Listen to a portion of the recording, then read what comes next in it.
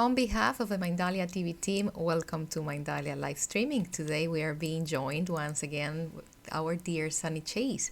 Sunny is not only the host of this show, but she is also the host of ABC Solutionary Sundays. She is the chief strategist for the Whole Lifetimes magazine, the longest running conscious life magazine in America. Sunny is a producer, a moderator, and a mythbuster, amongst many other talents. Sunny, how are you? Welcome to Mindalia. To LA, everyone. I want to just say a beautiful, beautiful good morning to you. And I also want to say that we're going to have such a rocking show today. We're going into the holiday time. And, for many, it can be sort of a sad time. It just brings up so much stuff. There are people who want to recreate their whole Christmas from when they were little. There are people who are in situations where it's called from the outside to create something new on the inside. And I also feel like we've talked about so much, Myrna, about just what's going on in the world and how it can be so heartbreaking and have us feel so just futile. Just what in the what the bleep, like what can we do, what's our power of one, what's what. So I think that what we've been finding, even though our politics and different things are really not taking care of our sisters and brothers and ourselves, it's like just we as the people are rising up and we're taking care of each other. So that's what I'm seeing more and more all around us. And at this time, more, of course, because it's Christmas time, there are people doing things all over the place. Aren't you finding it in your area in Florida? Um, it feels different every year because I feel that I am more conscious in the whole Christmas process, and I see it from a different perspective. But I guess that the perspective that we have had till now, it's about or could be about to change when you introduce the amazing person you brought today, right? Yes, yes. And so when we bring him on, what I thought I would do is I want to sing this song, Mary Did You Know, because it's one of my favorite Christmas songs and it's Christmas time, so it's time to be doing music. And that's part of my tradition is always doing music at Christmas. But what I love about this song is it's that feeling of like, we do things in our life, we give things, we have an impulse to just do whatever we can at the moment, and we don't know where it's going. We never know. Like Saint Teresa would say, or Sister Teresa, who became Saint Teresa, would the nuns would come in and they would say to her, "Oh, what does it matter that I'm doing this or that, or oh sister, we're doing this and whatever." And then she would say, if that's where it is for you, if you need to know basically what the outcome is, I'm paraphrasing in modern day speak, but she'd say, go back in the kitchen and peel some more potatoes. It's like that's not what it's about. It's about we do what we do, and then we kind of let it go, and we hope for the best, but it's just not about the outcome. So I thought for Christmas I would just sing a little bit of Mary Did You Know. I'm not going to sing the whole thing because we want to bring on our guest. But here we go. Mary, did you know that your baby boy would one day walk on water? Mary, did you know that your baby boy would save our sons and daughters? Did you know that your baby boy would come to make new? The child that you delivered would soon deliver you. Mary, did you know that your baby boy would give sight to a blind man? Mary, did you know that your baby boy would calm the storm with his hands? Did you know that your baby boy would walk where angels trod. When you kiss your little baby, you kissed the face of God. Mary, did you know? Oh, oh, Mary, did you know?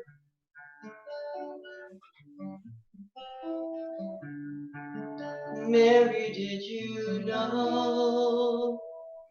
So let's just not know about whatever we're doing and just do it. So um, David and his wife, David Fein, was doing something that we often do. He was going on Craigslist. He had an extra Christmas tree. And he thought, oh, I just want to get rid of it, but I'll just put it on Craigslist and, just get rid of it that way. And much to his surprise, and in some ways his dismay, he got 20 responses for this Christmas tree. And it was decorated and everything. And so he realized at that moment, and that's kind of, what this song is about too. It's like at that moment, he and his wife realized there's a need that he didn't ever really think about before.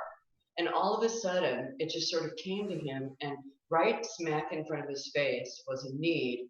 And then he and his wife decided to step in, to step up, step in, and do what he could to fill it in whatever way they could. And again, much to their dismay in a way, I mean, the need for these trees, I mean, so many responses came after the 20 when he created the Christmas tree project. Thousands of people have come over the last 10 years through the different processes they have with Craigslist and the different ways that they put the word out that they have these trees. And so what's so beautiful about it also is that what I think is so important is, and we'll talk to David about it, but I just want to say before we bring him on to honor him before he actually comes on, is that what they do is they don't just give the tree, because sometimes, at the end of the time, there might be some empty trees and people can get those.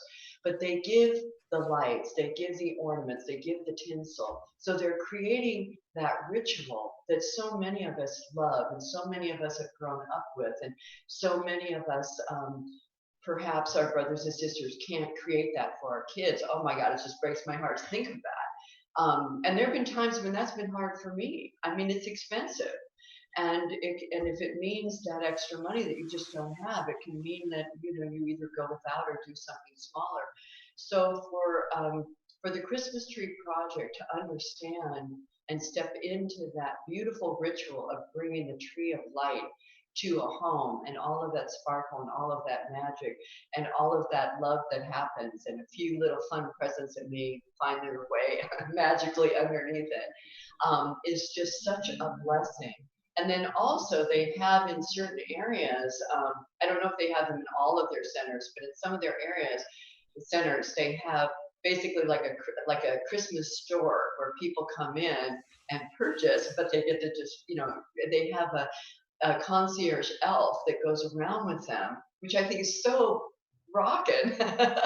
And they go around with them and they just sort of help them shop and get some stockings for for the kids to put little fun things in, and other decorations around the house, trees and things like that, to create the full Christmas experience. And these go to foster homes, they go to all different group homes, they go to places where that is just bringing home to a place, bringing normalcy, bringing the idea that bringing dignity and bringing the fun and bringing the joy of Christmas. So anyway, let us bring on David Fein. Enough of my chatting. Hi, David. Hello. Welcome. Thank you. Glad to be here. Yay. So that is our introduction for you. So just jump in to any and all things that we were chatting about up until now. Sure. Well, one thing I'll mention is I love that song. My granddaughter is singing that at a church concert tonight or tomorrow night. So I've been hearing that over and over and over again, and I absolutely love it. So it's kind of a treat you're singing it. Yeah, the Christmas tree project was a surprise. We didn't think of it. It wasn't an idea we had. And I think for me, it was sort of more than like creating it. It was saying yes to a creation that was sitting in front of us, and just Yes. stepping in. And it's been more challenging than I thought. The logistics are logistics, and there's a lot of them. I mean, my life goes crazy. Both of our lives go crazy this time of year. But I think the thing that's challenging is, reading the stories. It's what grabbed us from the very, very beginning. The 20 requests we got from, single moms and wounded vets and people that were just struggling. And in my life, they were those people were really sort of at a distance. I mean, you sort of knew they existed, but you weren't looking into their eyes or their hearts. And so this really gave us an opportunity to do that. And I can tell you, sometimes it's not easy. It's not easy. And one of the biggest struggles too is we get so many requests. You can't meet all their needs. You can't find a way to do that. So that's sort of how it started, and it sort of exploded. So it's been a happy miracle in our lives, and I'm very grateful for the opportunity to be I call it being in the middle of gratitude and people serving, right? So there's the people step up to serve and give, and there's a lot of heartfelt energy around that. And the people that get trees are so grateful. I can't tell you how many people walk out of our giveaway, which is next Saturday in a couple of days, with tears in their eyes. And part of it is the tree, but part of it is that connection, that there's people out there that care, and they're delivering this, this symbol of hope and love and Christmas spirit into their lives. And they're just deeply grateful. Well, what's so beautiful about it also, David, we had last week, and I think on Mindalia, I'm not sure when we're going to air it, but we had Lynn McTaggart on. And she is, you may or may not know who she is, but she's an incredible person, written many, many books, and has done all kinds of intention experiments. And for the last 10 years, she's done an experiment called, she's written a book called the Intention Experiment. And what she does is she puts people in groups of 8, but thousands, she has, hundreds of these groups.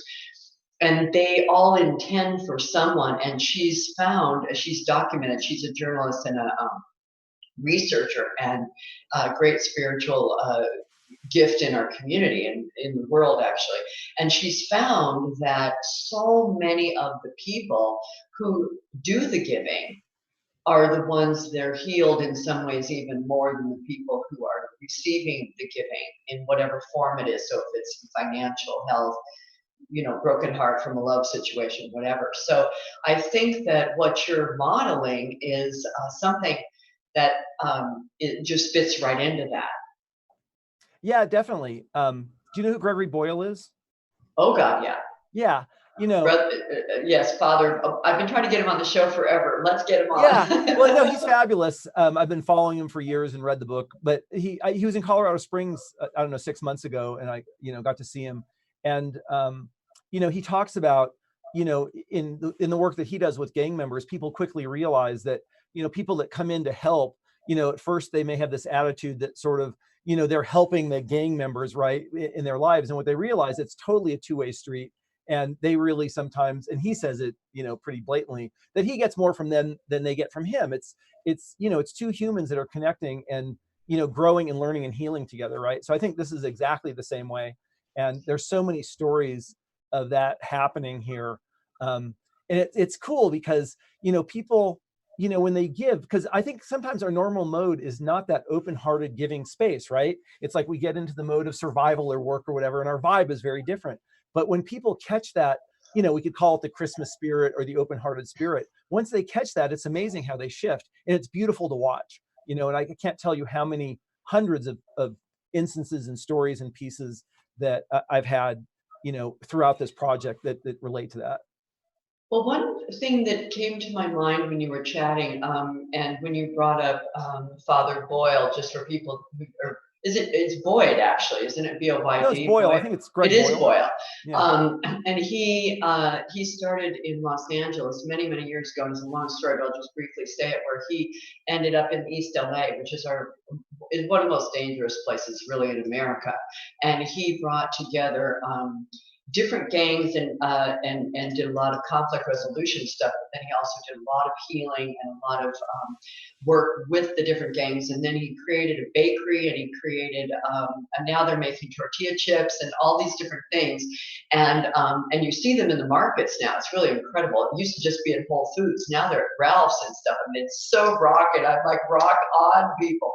But he has a full kitchen, and these people come in, and so they're people who were formerly incarcerated, all these kinds of things. So again, like you, David, I'm just so grateful at this time. And it's been, for a long time. I mean, it's not like we've never had this before, but I just feel like the creativity is just kicking up a notch right now because of the need. And again, because I think that there are many among us who are aware that a lot of the systems that we had, at least even in America, are breaking down and have been breaking down. And so it's kind of like, well, you know what? I mean, so some of us are stepping up, and more of us, and in different ways. And that's what I think so fun about Christmas, when you were talking about the giving, because I was thinking, guys, we're stepping into Christmas, Hanukkah, the giving time, the season of lights.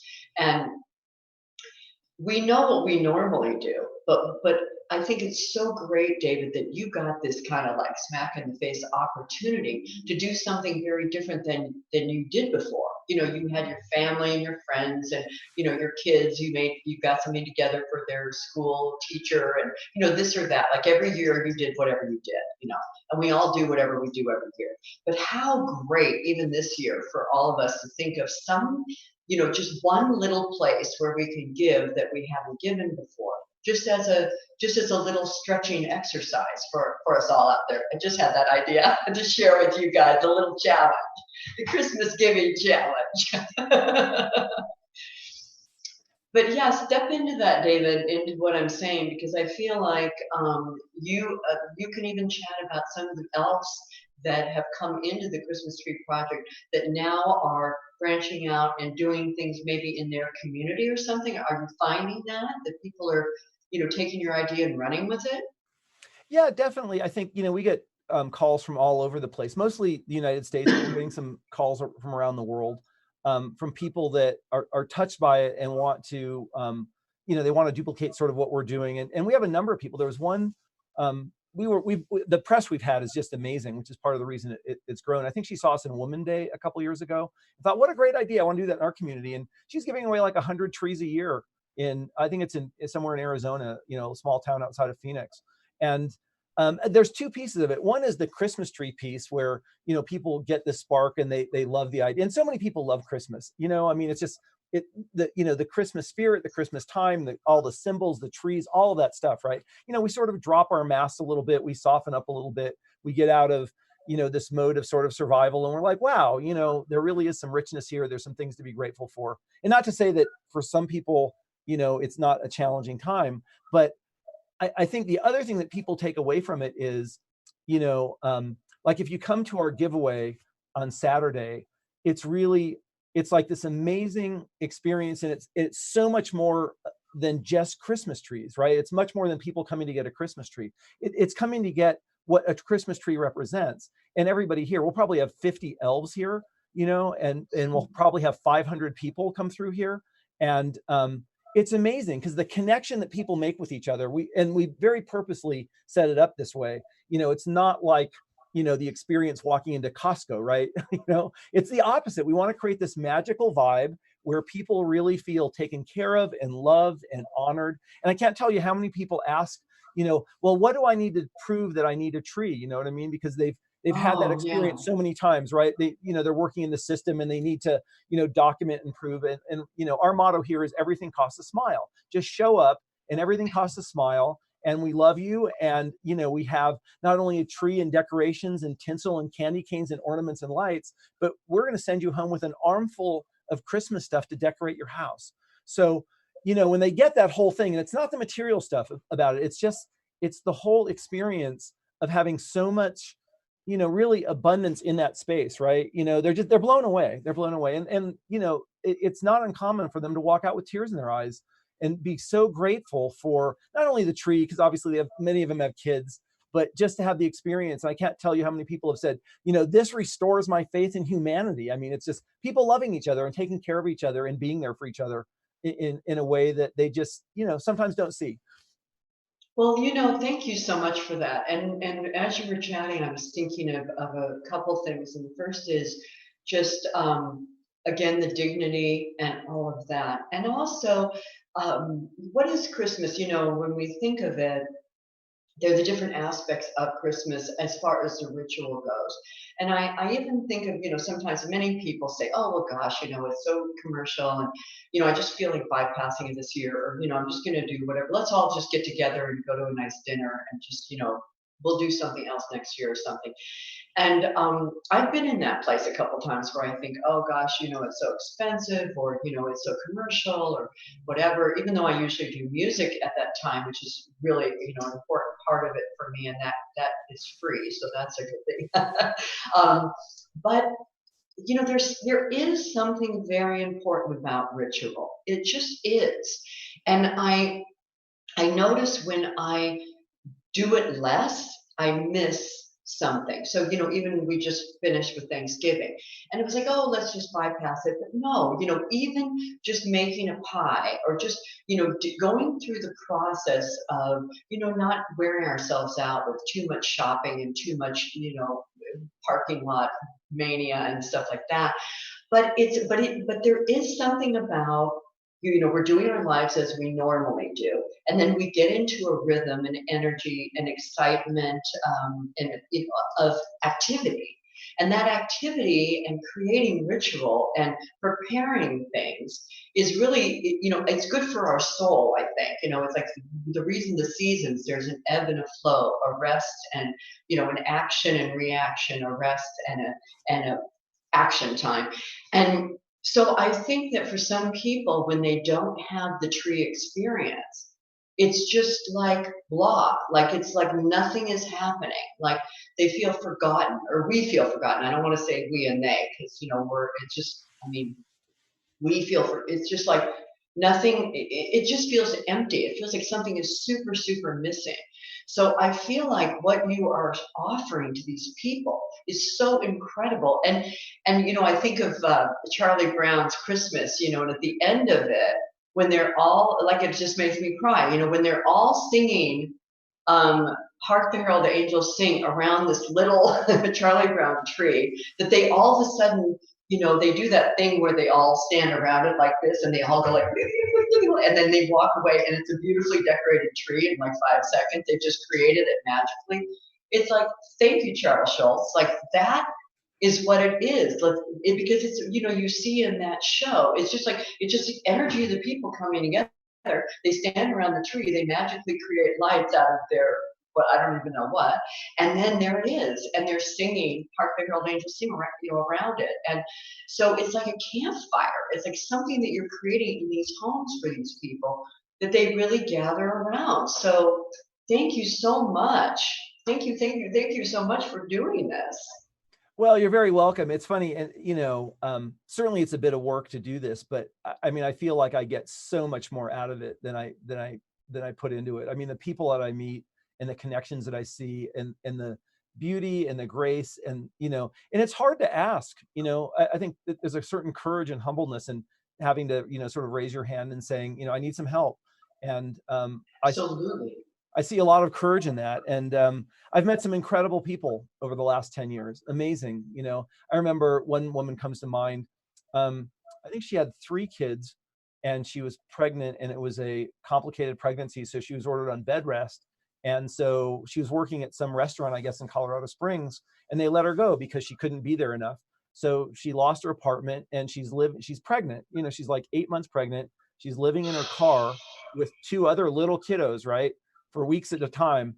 And she shows up here to get a Christmas tree, but the courage on her face, you know what I mean? It's like, she was not overwhelmed. It was certainly incredibly hard, but it's like, she was like so determined and so committed to take care of those kids, whatever it took. If it meant living in a car for a while, while she's 8 months pregnant. And she showed up, and the look on her face when she put that tree in the car, I learned a lot from that interaction, right? And it was only, minutes. I met her, we helped her get a tree, and, I think she had just gotten into an apartment, you know what I mean? And she got into the apartment and she looked around and it was Christmas and she said, I need a tree. And she made it happen. You know what I mean? So there's such an incredible power in, people looking and creating something in their life that they want to create, even though it's challenging, even though they don't think it's possible. And part of the beauty that I get to see too is there was a wounded vet. We just got him a tree yesterday, actually. And he was a wounded vet, very wounded, like, seriously, I don't know the details, but he's in a walker. He can barely walk. And we found him a tree in Florida, and he lived in Miami.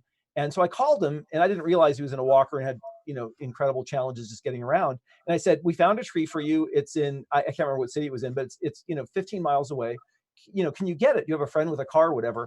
And he's like, no, all my friends are wounded vets and they don't drive and they don't have cars. But, I'll take my walker on the bus and go pick the tree up. You know what I mean? And you know what I mean? And it was just like, he didn't flinch. He was going to get on a bus with a walker and go across Miami and pick up that tree and bring it back. I said, no, number one, no way. I'm not letting you get on a bus with a walker. I will figure it out. And the company that donated, I called them and I said, here's the situation. He's a wounded vet. He's got a walker. He can't even get around.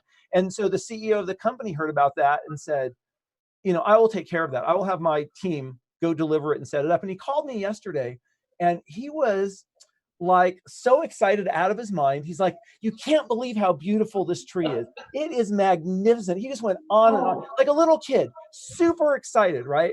And it was just, it was awesome. It was like this magic had been sprinkled in his house and his world because this amazing tree showed up, right? So it's like everything showed up. And what's really amazing too is, we have 15,000 requests for trees. So when somebody gets a tree, it's a bit of a miracle, right? We don't give out 15,000 trees. We give out hundreds and, sometimes 1,000, but there's, many people. So when someone gets a tree, when it sort of shows up in your, your world sort of, meet, right? It's kind of like this, I don't know, it's almost like this sacred kind of a thing. And I feel like that with every person that we connect with. They show up in our world and somebody shows up with the tree and there's an exchange of both the tree, but it's so much more than that, right? It's like this connection, Well, it's the connection and it's also the hope. And I think that's why, there's so much in what you just said. So thank you for all of that.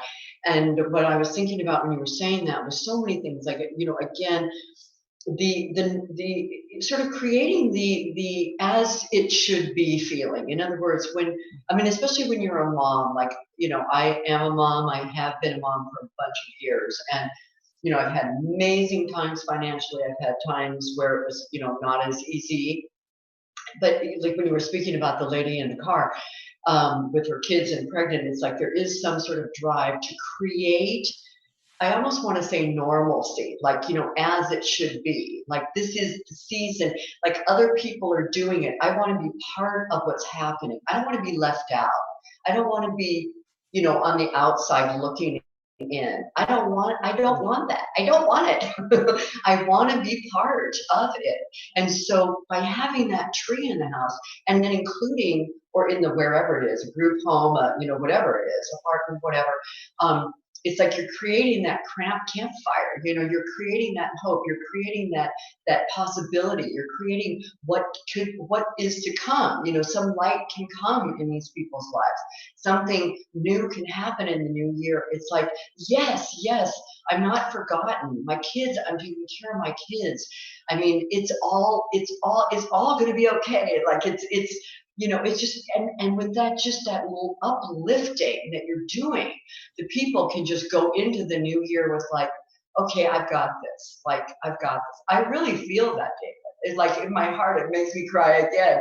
But I feel that don't you have stories like that? Maybe, I don't know if people, chat back to you years later. A little bit. A little bit. And it's interesting because I just know it happens. Like, we know it happens. Yeah, right? absolutely. And we get letters from people, and they tell us, what a blessing it is, and more for that season. It like installs, the sense of hope and light. Absolutely, there's no doubt. And what's interesting too is it's not just the people getting trees; it's everybody involved. It's the people giving trees. You know what I mean? It's like they also have a sense of, and I think, in this society,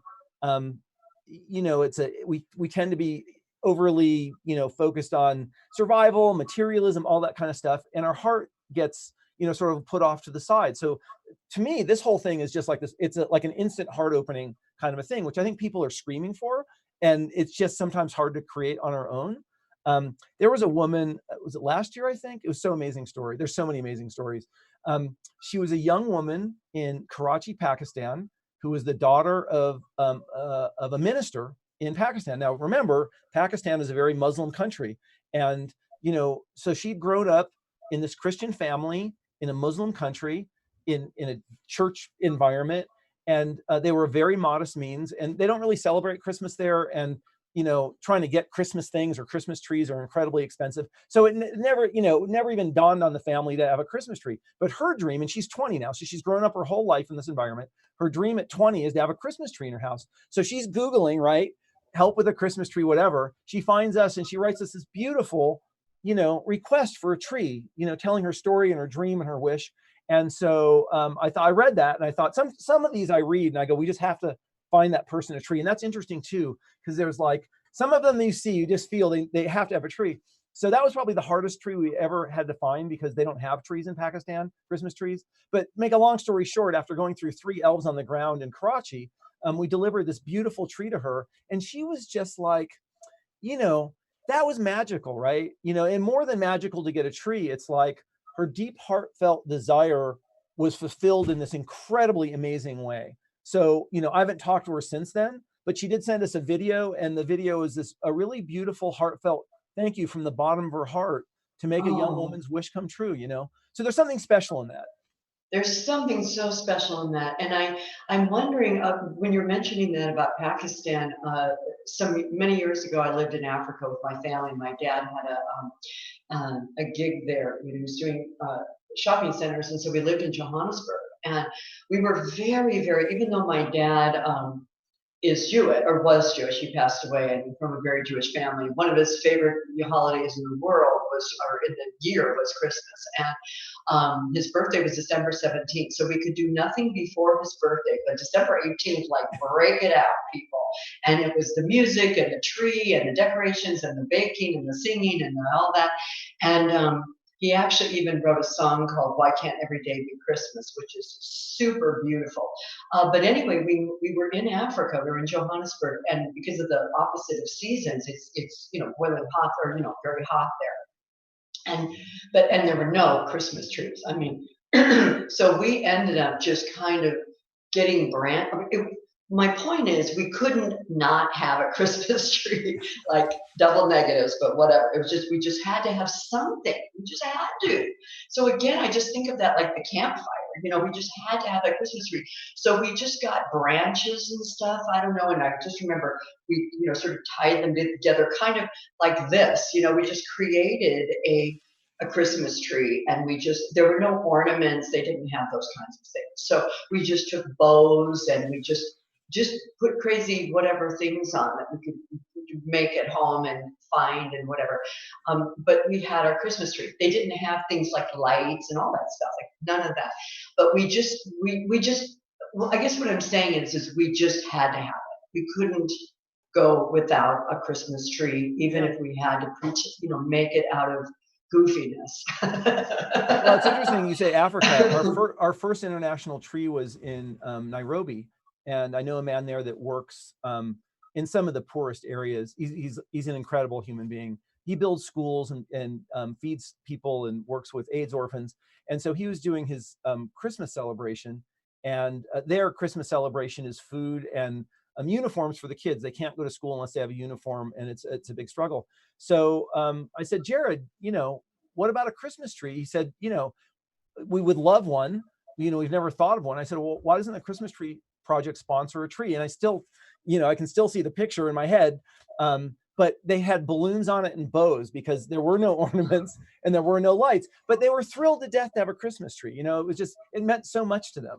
And so, yeah, it was a little added piece to his Christmas celebration with the children there. Do you have people who come back who received a tree from you? First of all, the great thing, of course, is that the tree may, not live, because these are real. By the way, guys, these are real trees. These are not faux trees. No, they're both. They're both real trees. And so, but then they do keep all the decorations. So now they have their box or two or whatever of Christmas ornaments and lights and all of that for next year. So they can continue having, I mean, maybe they'll end up being able to buy a Christmas tree or whatever, but you've given them all of that, to have, every year to come, and perhaps they add to it with the kids doing decorations at school and all that. But, you've given it again, you've like started that campfire for them if if they lost everything. And of course, we probably have a number of people, you've probably gotten stories from people who've lost their homes and everything from all these fires we've had in Paradise and here and there where people lost everything. So I'm sure you've gotten a request from people who never thought they'd be in that position to lose everything, all gone up in smoke, and then, reached out to you. I'm sure you've had some like cases like that. Many, both fires and floods and hurricanes. Right. There was a woman that called us last year. There was a terrible hurricane in Florida. Was it Florida or Texas? It was one of those hurricanes that wiped out just incredible towns, right? And she called and she looked around in the devastation and the grief of her and all of her neighbors in the whole community. And her immediate thought was, these people need Christmas trees. That was her thought. So she got on the internet, found us, and said, can you help me with trees? And we worked together, and I don't remember how many we ended up getting. But yes, but her thought looking at that devastation was, in that season, was these people need a Christmas tree in their house to bring some sense of normalcy, to bring that light back into their world. Yeah, it is a symbol of so much, and it is so powerful, really, that people that are struggling, in any level, it really provides. It's a powerful thing, and it's interesting because I think it really, the truth is, it's triggering something that's already inside of us, right? And so I think all of us need to find ways to access that more and share that more. You know, outside of Christmas, outside of our normal living, we need to sort of bake that into our DNA. So it's more of who we are and how we show up. And I think it's hard. I think it's hard to do. But one of the things we did last year, 2 years ago, I think we got, what was the number? I think we got 5,000 requests for trees. And I was so emotionally overwhelmed, I couldn't send all those people an email telling them they didn't get a tree. I couldn't do it. But last year we got 10,000 requests, and the overwhelm turned into like responsibility or like I had to do it. So we started Christmas Tree Project 365 with the just basic idea of, taking this concept of the Christmas spirit and the Christmas Tree Project, and how do we extend that? It's your father's song, right? It's, Christmas every day of the year. And so we did a video. We sent out a video that was sort of an inspiring video. We have a couple of ministers that are very amazing, beautiful, powerful people that are connected with us.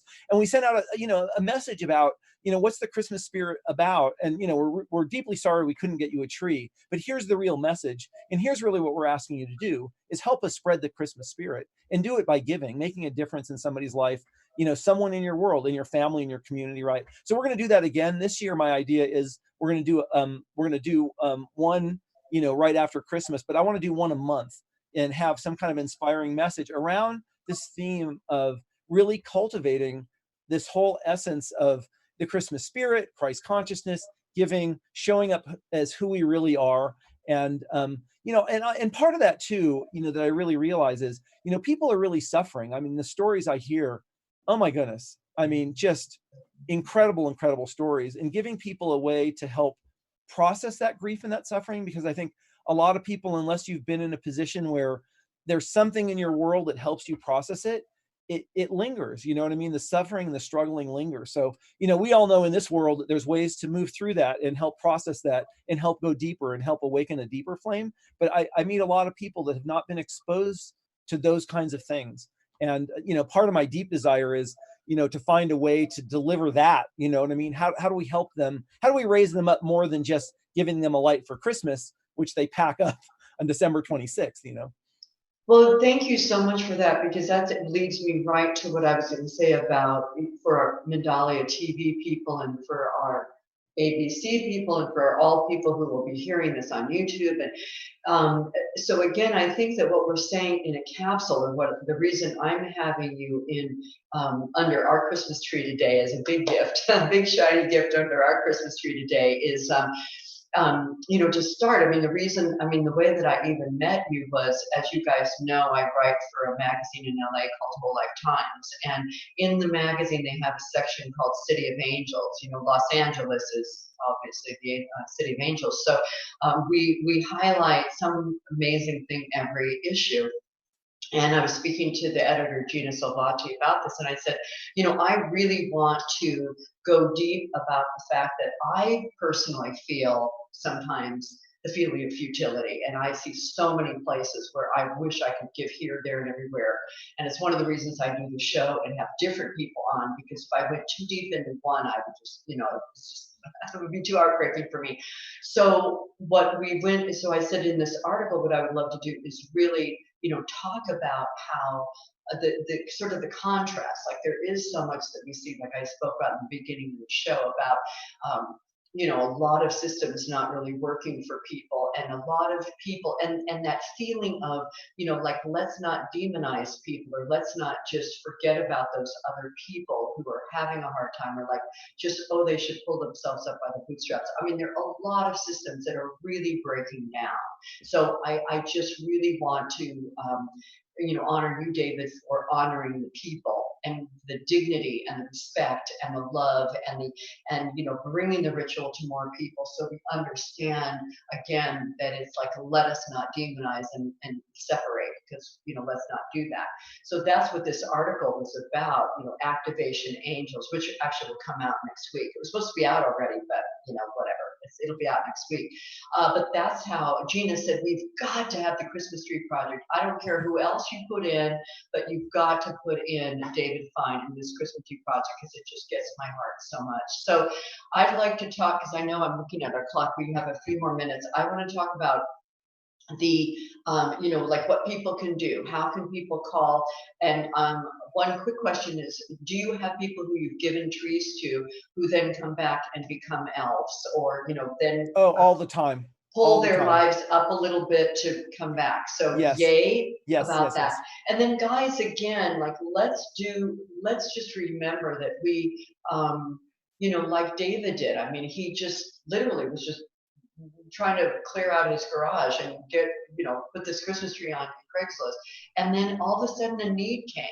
It was like the curtains parted, this light came in, and it was like, what the bleep? Like, this is really an issue? I never even knew this was an issue.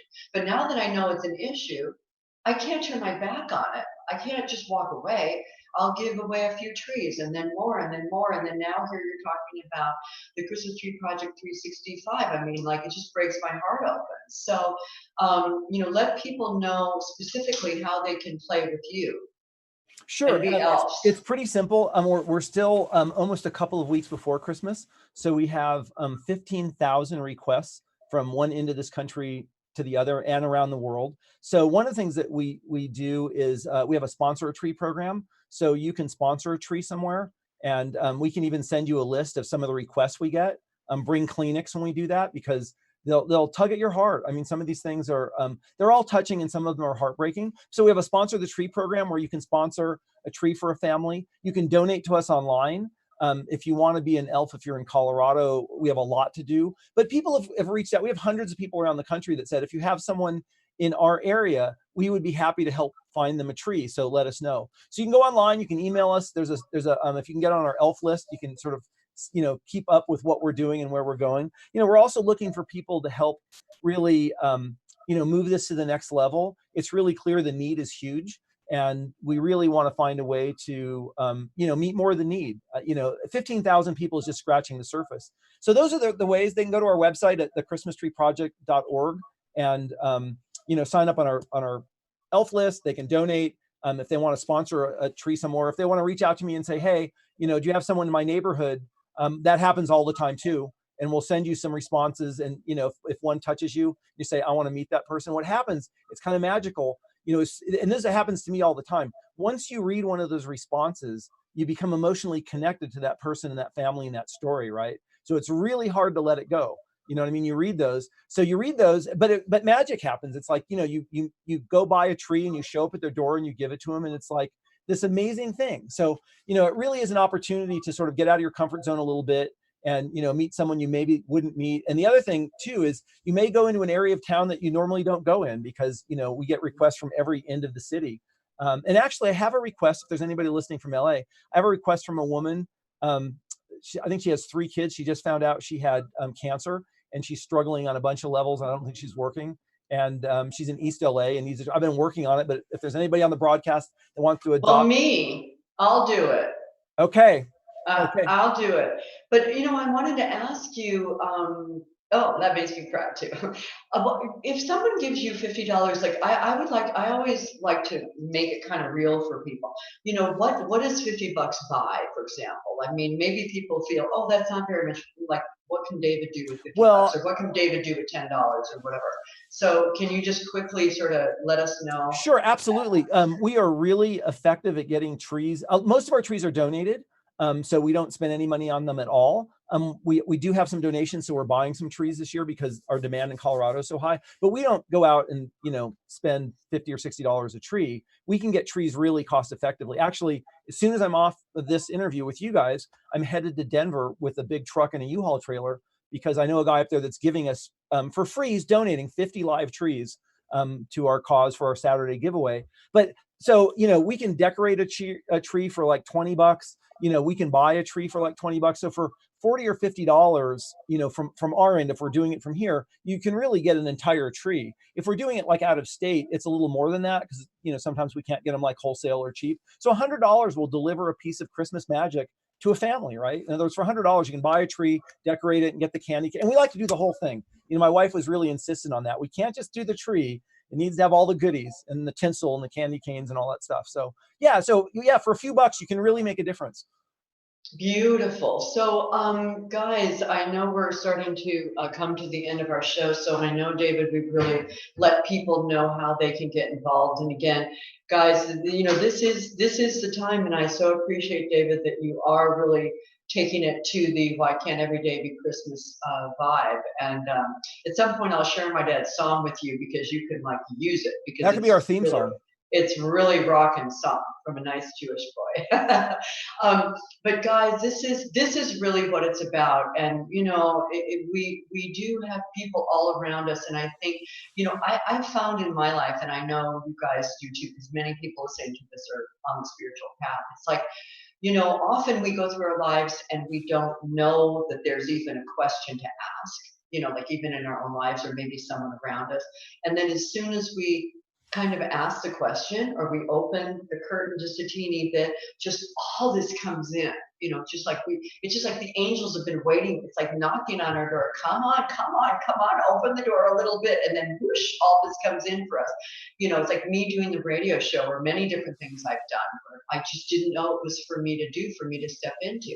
And so like David and his wife and the Christmas Tree Project, it's a perfect example of that, where they were just doing their life. And David does a bunch of other things, and we'll have you back on another time, David, to talk about all of the prison stuff that you're doing, because it's super powerful with the kids, the youth in prison, and really, really powerful stuff. But you know what? We all have, at this opportunity at Christmas time especially, to sort of say, you know, what is really ours to do? And we, again, none of us can do all of it, but we can all do something. We know that. And so is there anything else? I'm looking at Myrna, and I know that we have to wrap this up. And so I also want to remind you guys, do something today for ourselves that our future self will be grateful to us for. Let us do that. So Merry Christmas, Merry Christmas from me. And I know Myrna's going to ask me to say how people can get in touch with me. So you can email me if you have questions, about any of the shows, at sunny@let'simagine.live. Of course, I'll be here next Thursday. I'll be on ABC Solutionary Sundays on Sunday. And you can YouTube me, because a bunch of stuff goes on and off and on and off with all their new ways of doing things. But you can find some things there. And of course, Whole Life Times. And David, I am going to talk to you, Gina, and I'm going to see if we can arrange, you know, actually sponsor the tree through Whole Life Times, Cool. to Okay. get that tree taken care of. That tree light, that campfire, that ritual for that family. So, Myrna, I will let you come on because I know you need to. It's your it's your turn. Well, actually, before we leave, of course, we want to ask David again if he can share his contact information. Where can our audience find you, David? Sure. The best place is our website. It's www.thechristmastreeproject.org. It's all spelled out, THE, thechristmastreeproject.org, and all the information is there. Thank you again. Perfect. Thank you for the amazing magic that you make. Thank you, Sunny and David, for allowing the Mindalia TV cameras or being a channel for your ideas. We have nothing else to say for now, but goodbye. Very thankfully and loving from our hearts until the next transmission. Bye. Merry Christmas, and why can't every day be Christmas? Because